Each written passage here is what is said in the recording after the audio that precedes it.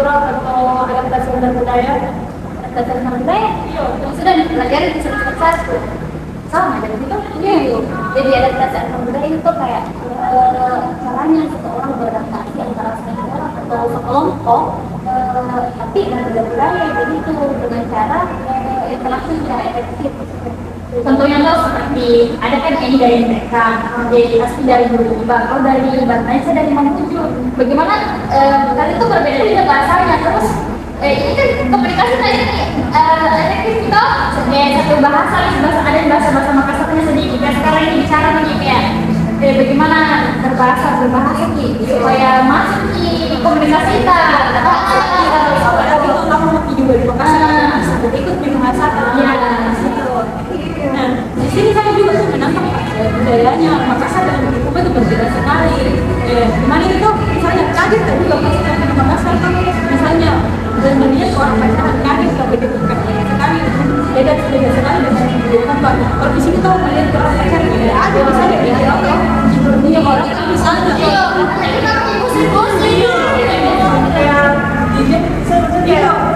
pasti apa di kampung mau di situ, si Anu mau di situ, terbaru Makassar tidak aja tuh orang ngobrol dulu sama aku jalan sama siapa, nah begitu. Jadi itu sama kita adaptasi di Makassar, ternyata begitu di Padang. Perbedaan budaya dapat mempengaruhi proses adaptasi antar budaya kita. Nah, di sini dapat terbagi dalam beberapa cara. Yang pertama itu norma sosial, komunikasi, nilai budaya, pola interaksi, dan pola makan dan gaya hidup. Nah, yang pertama itu norma sosial. Perbedaan norma sosial dapat memerlukan penyesuaian terhadap antar perilaku yang berbeda di budaya baru. Yang kedua, komunikasi. Gaya komunikasi yang berbeda dapat menimbulkan kesalahpahaman dan memerlukan adaptasi dalam cara menyampaikan dan memahami pesan. Nah, contohnya itu komunikasi. Misalnya, kayak ini saya kan dari Bulukumba, otomatis beda ki bahasaku dengan kau yang dari Mamuju ya. Nah, misalnya saya bilang yang baik-baik, cuman dalam pengertian bahasamu kayak kasar ki begitu bahasaku, otomatis kayak ada di situ kesalahpahaman atau cekcok karena dalam artikan ki bahasaku bilang, ih, masa ada kata-kata kasar. Nah, padahal baik-baik ya aku bilang dalam artian bahasaku begitu. Terus di sini ada budaya, nilai yang dihargai dalam suatu budaya mungkin tidak sejalan dengan yang dihargai dalam budaya lain, sehingga individu perlu beradaptasi dengan nilai baru. Contohnya itu di kampung itu tidak boleh duduk di pintu, katanya pamali. Pamali yang di kampung. Iya, saya juga misalnya tuh kalau duduk di pintu tuh, namanya bonsai. Iya, di situ aku sering duduk di pintu kan tidak ada orang lain begitu. Tapi ada juga pola interaksi. Nah, pola interaksi itu caranya orang berinteraksi dan cara membentuk hubungan. Kayak contohnya tuh pas pertama kali datang ke Makassar terus ngekos di situ, kos tuh yang kalau sebelum aku pindah di tingkat atau terus saya belum bisa berinteraksi sama teman kamar tuh yang di sebelah. Oh, saya juga iya pas sampai di Makassar tuh kayak takut kalau begitu nggak ada temanku karena pas di Bulukumba kayak kali sekali interaksi sama seseorang jadi takut tak bilang biasa nanti kalau sampai di Makassar nggak ada temanku. Iya saya juga begitu, tapi lama-lama tuh kayak sering berjalannya waktu kayak sering kak keluar kamar terus ketemu kak di depan pintu tuh begitu kayak komunikasi nanti lama-lama kayak terjalin nih hubungan dari situ sama teman-temanku.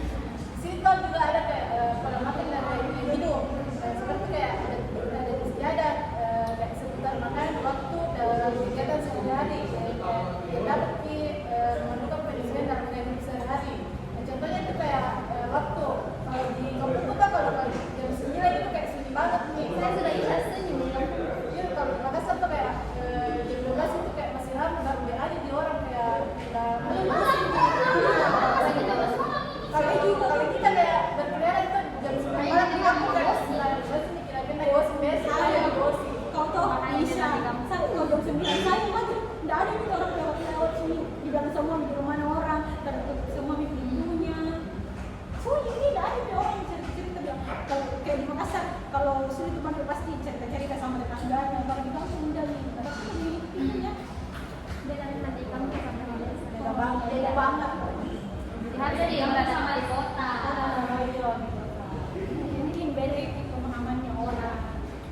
Meski memang kota itu ramai, kalau di kampung kan apa sih orang itu bodo amat kalau di kota, kalau di desa.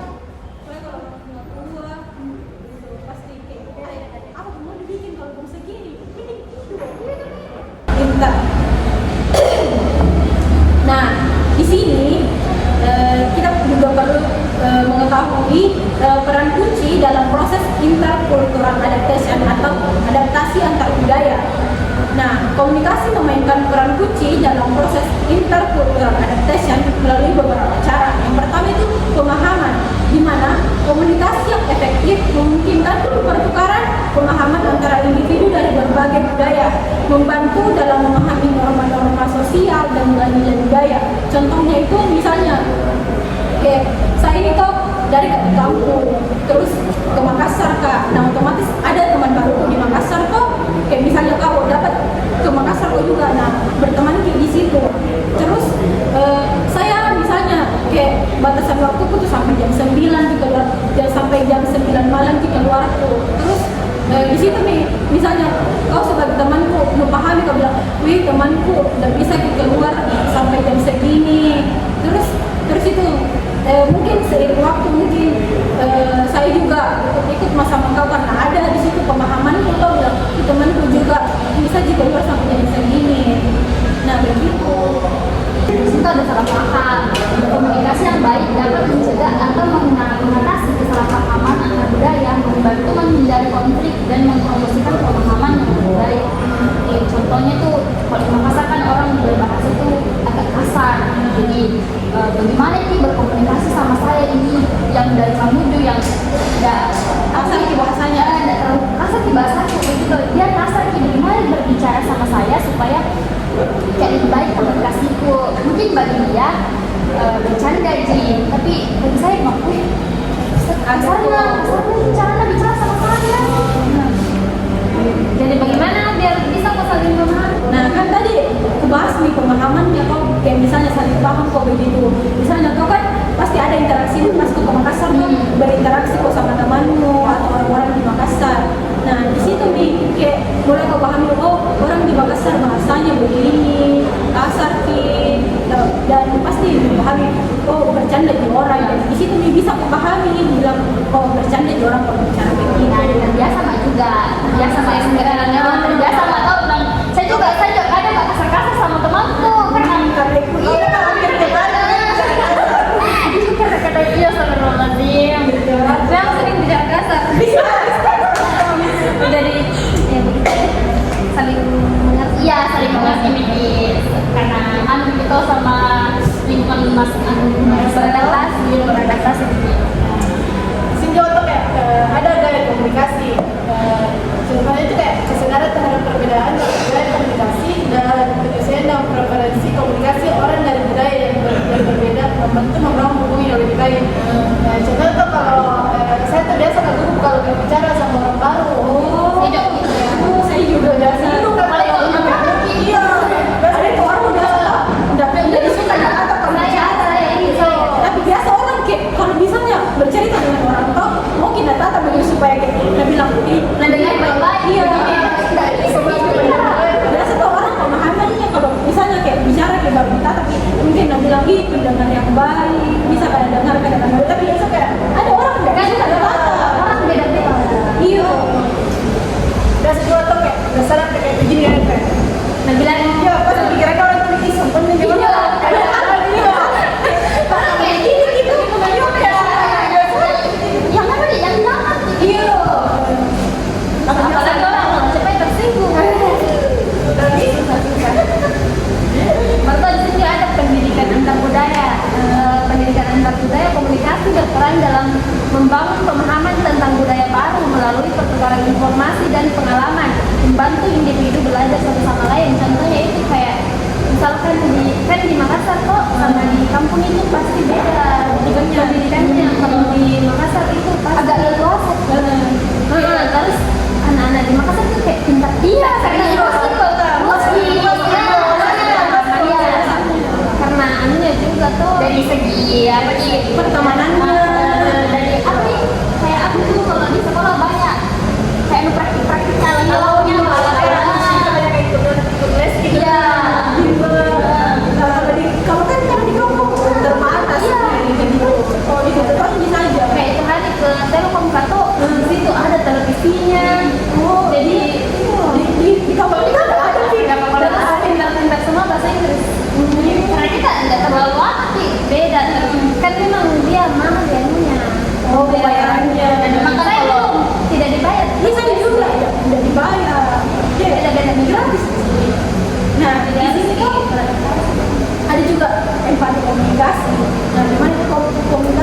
komunikasi memungkinkan individu memahami perasaan dan perspektif orang lain, terus mendukung proses adaptasi dengan menciptakan ikatan emosional.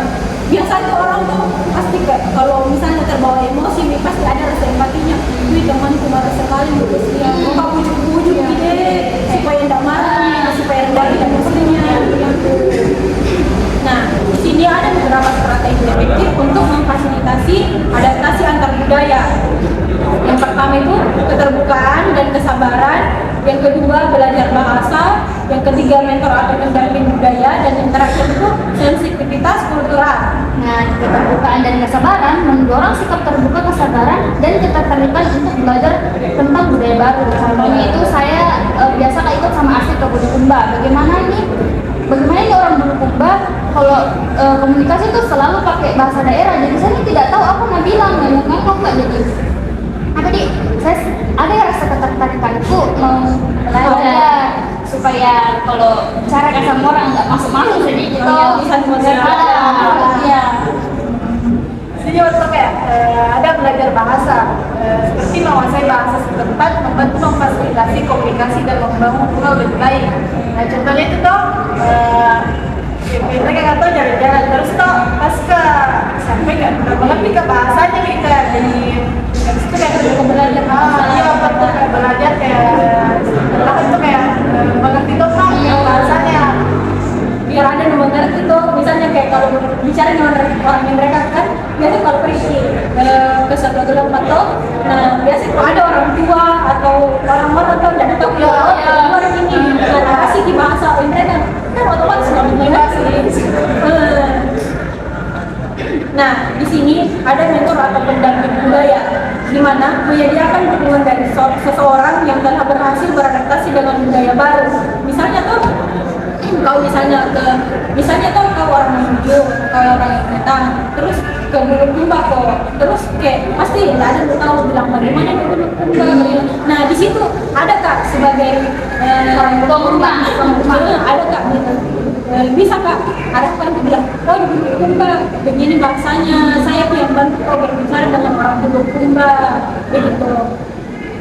Terus di sini ada sensitivitas kultural, memahami dan menghormati norma sosial, nilai dan tradisi budaya setempat. Contohnya itu seperti kalau misalnya saya tuh ke Kajar, kan di Kajar itu kayak tempat banget, tuh tradisinya. Kalau masuk di harus dipakai baju hitam, jadi saya harus menghormati, harus saja pakai baju hitam. Terus tidak boleh terus apa-apa di dalam gitu. Harus kita hormati budayanya.